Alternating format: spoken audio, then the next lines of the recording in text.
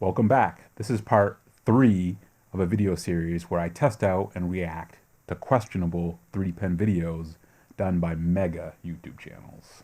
I can't get enough of these 5-minute craft videos. Today I'm doing 2 more of them. 15 cool DIY ideas and 3D pen can fix your life. Let's go. Oh, we got another one where they're breaking stuff. Fixing the cup and then just pour it right in. Okay, so the way I would do this, I would have a hole through the bottom of the cup and through the table, so they're just pouring it right out, and the level never reaches the top of the cup because there's no way that is going to be liquid tight. We'll try this one. This is one we're definitely going to try. It turns out that breaking ceramic mugs in a certain way is way harder than you would think. But I can make this work. The cardboard helps me match the curve of the cup, unlike in the video. Here's the first layer, and I even put down a second layer to make it as liquid tight as possible. Well, what do you know? Not too bad. Maybe this will actually work. Alright, here we go. Hey, wait, it's holding. Yeah, no, I don't think so. Wah, wah, wah. It's actually kind of comical how poorly the filament sticks to the ceramic.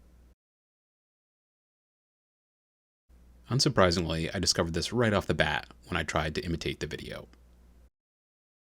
I was having so much trouble getting it to stick, I decided to use an old 3D printing trick, hairspray.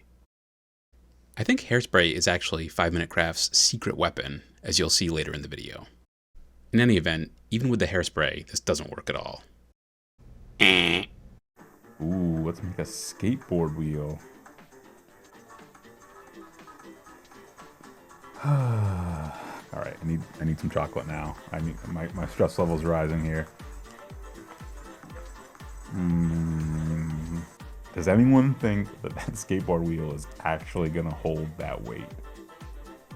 No way. This sure does make for some pretty video. I'm following their video as closely as I can. Hey, that looks pretty good. Now we just gotta fill in the center. Here's a comparison of the actual skateboard wheel and our 3D pen replica. At this point, I can't even continue to pretend that this would work. I mean, how are you supposed to attach this? But since I love y'all, I'll take this as far as I can go. So I'm going to improvise and make my own plastic hub for the wheel. I mean, how lazy is 5-Minute Crafts that they can't even show this? Here it is, all finished up. Okay, back to pretending this will actually work. Here it's undergoing the rigorous paper towel test, and it seemed to be passing. Maybe not. What is this paper towel test I'm talking about? Check out part 2 for hilarious results. And the moment you've all been waiting for. Pop! And that was just stepping on it lightly with one foot. And no, I don't weigh that much. So the reason I knew this wouldn't work right off the bat was the lack of bearings, which is this metal piece that I'm showing here. They're really strong and designed to support a load but still allow rotation. If you look at the blue skateboard wheel, one of the bearings is in the center and looks a bit rusty. Alright, this looks like the thumbnail where they're panning directly onto an iPhone. Won't stick. The theme continues. Ooh, iron. Ooh, wait. This activity is performed by actors in a controlled environment. Please use caution if you plan to replicate. They're adding in a warning. Okay, so they're adding a border around it. Oh, it's supposed to be like a protective case. Nice. I think I have some old cell phones with which I can try that. I don't know if ironing your cell phone sounds like a great idea. I mean, there's a reason lithium-ion batteries have warnings to avoid damage. I'm sure you've heard of cell phone or laptop fires. I mean, when 5 Minute Crafts is putting up a warning, you know they're about to do something stupid. Alright, let's make our sweet iPhone case. Even though ironing on a phone is not a good idea, it does flatten the filament. But I had a lot of trouble with the wax paper sticking, so eventually I just gave up. So I added the border, and voila, it seems to work, right? Well, not really.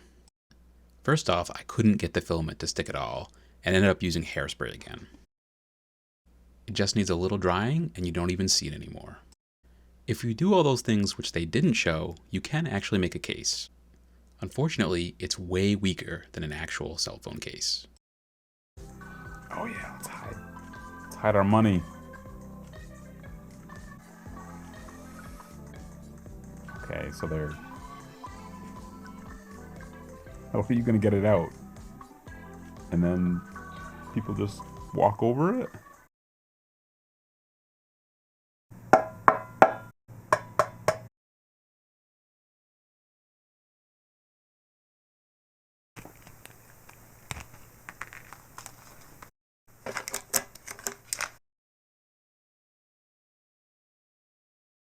I was looking for things to de-stress on Amazon.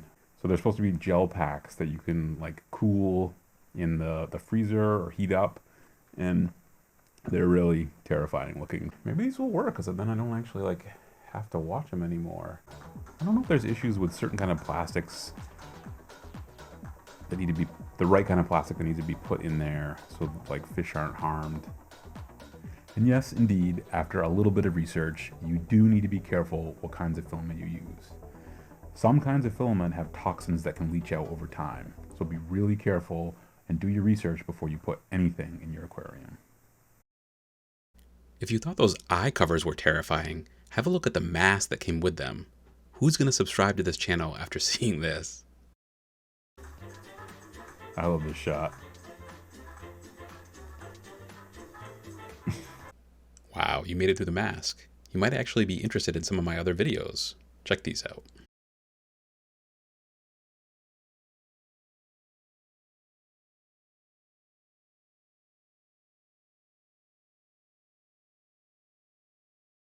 Thanks for watching, and I'll see you next time.